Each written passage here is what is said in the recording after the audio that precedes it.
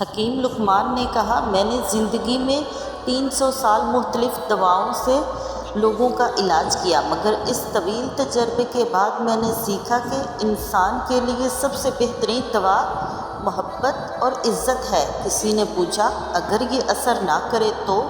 وہ مسکرائے اور بولے، دوا کی مقدار بڑھا دو۔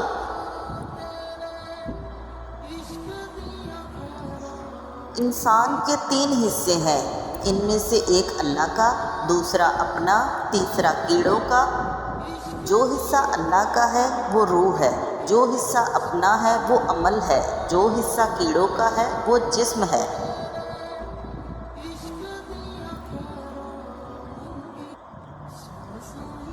چار چیزوں کو کبھی تھوڑا مت سمجھو ورنہ برباد ہو جاؤ گے۔ اول قرض، دوم مرض، سوم دشمنی، چہارم آگ۔